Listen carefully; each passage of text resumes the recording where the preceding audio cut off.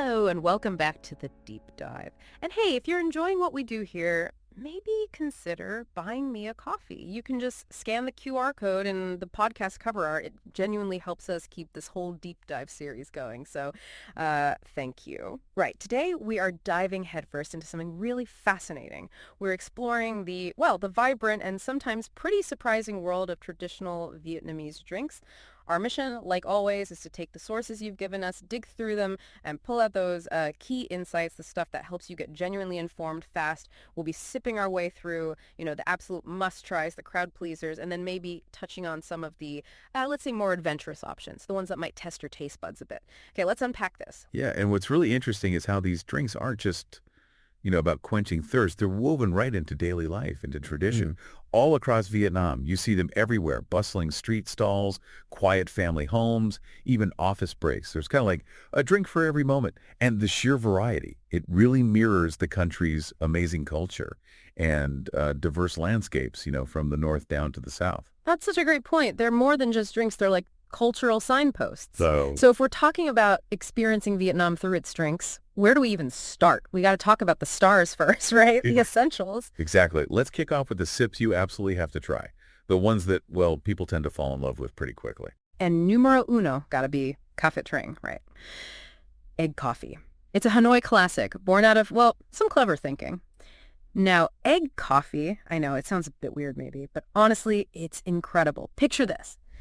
Strong, dark Vietnamese coffee, usually from a fin filter, then topped with this thick, frothy, almost like a meringue foam, made from whipped egg yolk and sweetened condensed milk. That's spot on. And the real insight here isn't just the weird combo, but the story behind it. Legend says it started back in the 40s in Hanoi when milk was scarce. So baristas got creative, right? They swapped milk for whipped egg yolk. And it wasn't just a fix. It became, this amazing thing. The technique is key, whisking that yolk and condensed milk, sometimes over warm water, until it's this stable, velvety foam.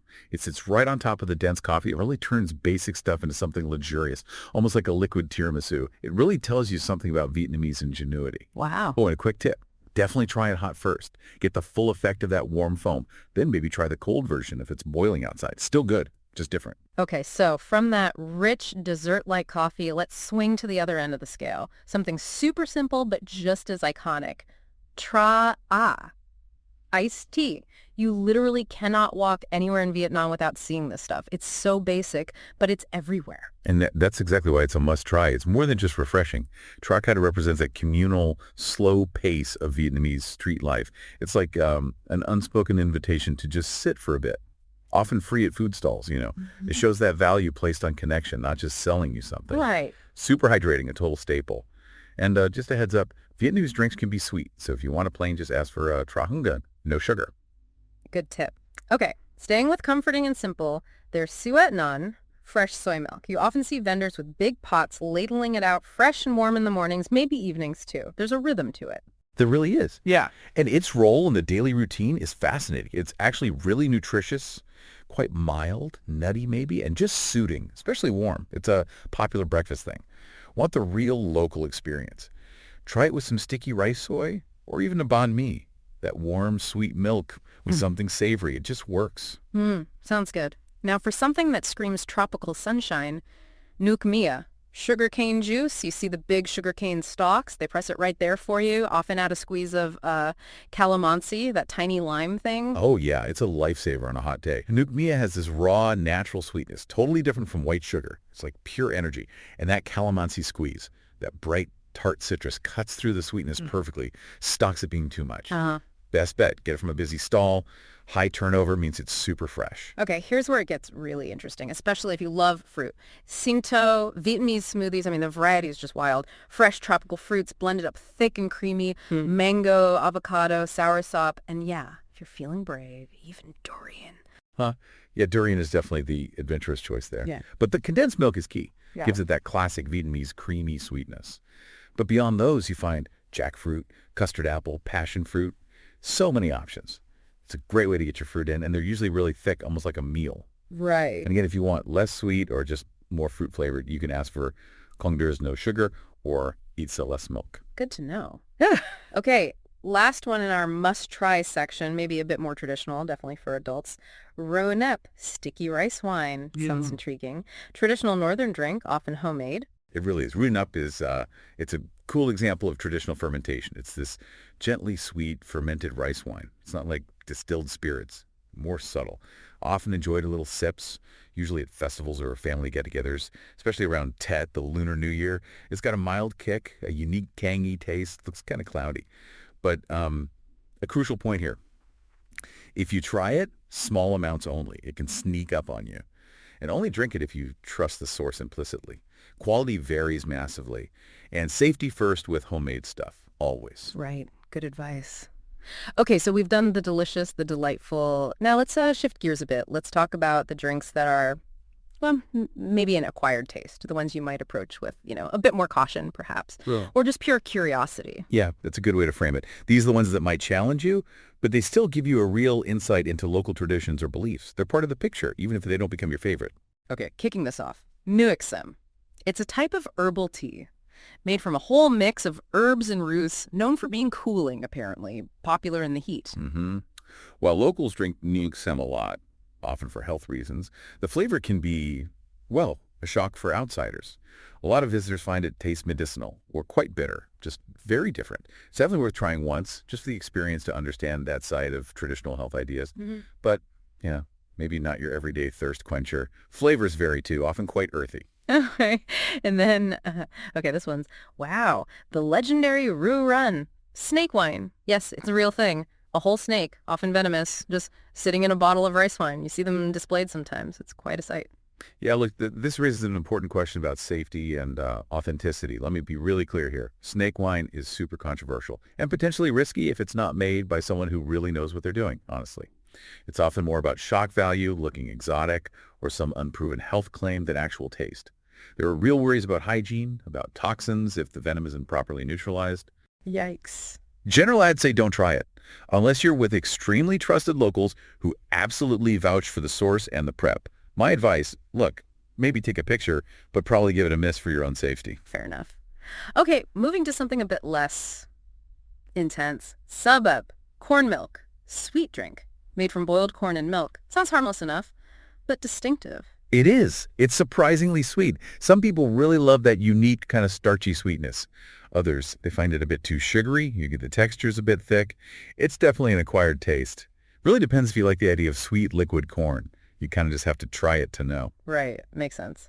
And lastly, in this adventurous batch, Untrung Hatun drinks, cordyceps elixirs. You see these marketed as energy boosters, health tonics, sometimes in fancy shops or pharmacies. Yeah, and if we connect this to the bigger picture, these usually come with a very steep price tag. Now, cordyceps has a history in traditional Asian medicine, sure, but there's really not much solid science backing up the big health claims made for these commercial drinks. So unless you're genuinely deep into traditional herbalism, know your stuff, understand where it's coming from, maybe give these a pass. Your money's probably better spent on, that amazing egg coffee or a fresh smoothie you'll actually enjoy. Okay, good point. So here, we've gone from delightful to daring. Now, what does this all mean if you actually want to drink like local? It's not just what you drink, is it? It's how, where. Exactly. And one of the most iconic things, you're going to mention the tiny plastic stools. Sitting on those little stools on the sidewalk, that's key. It's not just furniture. It's like this democratic space. Everyone sits there together, business folks, students, older people. Yeah. It forces you to slow down, interact, just soak up the city vibe. Ah, yeah, I can picture that. And once you're on the tiny stool, what's next? You said slow down. Yes, absolute proof. Don't rush. Yeah. Drinking coffee or tea in Vietnam, it's rarely like a quick grab-and-go thing we might do. It's really social. A chance to pause, watch the world go by, chat with friends, or just be with your thoughts. The whole pace is slower, more deliberate. You got to embrace that slower rhythm. It's fundamental. And something we touched on, the sweetness, we need a heads up on that, right? Vietnamese drinks can be really sweet. Oh, they really can. Sugar used to be a luxury, so maybe that preference stuck. But yeah, lots of condensed milk, lots of sugar is common. But good news, you can control it. If you want less sugar, just politely say, it done. That means less sugar. Okay. It done. Yep. And if you want no sugar at all, it's Kangdo. Conga, got it. Knowing those two phrases, Yeah. super helpful. Saves you from a potential sugar overload. Definitely good to know. Hmm. And lastly, maybe the most practical tip, especially for visitors hitting the streets for drinks and food, hygiene. Yes. So important for enjoying everything without any problems later. Always try to pick busy spots. Right, busy means fresh, pretty much. High turnover means drinks aren't sitting around. Also, look for vendors using stainless steel gear, much easier to keep clean than plastic. And just, common sense. Avoid anything that looks like it's been out in the heat for ages. If a stall looks clean, well kept, and has lots of locals, that's usually a good sign. Your health comes first, right? Absolutely. Okay, so there we have it, our deep dive into Vietnamese drinks. We've covered quite the range, haven't we? From the ones you'll probably love instantly, like that egg coffee, to the ones that are maybe more of a story to tell later. Exactly. And what's really fascinating, I think, is that experiencing Vietnam properly isn't just about seeing things. It's about tasting, trying, sometimes even deciding not to try something. These drinks, they offer this amazing window into daily life, social habits, even history. Every sip, or lack thereof, kind of adds to your understanding of the place. Yeah, I can see that. It really makes you think, doesn't it? How something so simple, like a drink, can hold so much culture. Well, until next time then, stay curious, stay hydrated, and seriously, if you get the chance, especially in Hanoi, don't forget to try the egg coffee. It really is something else.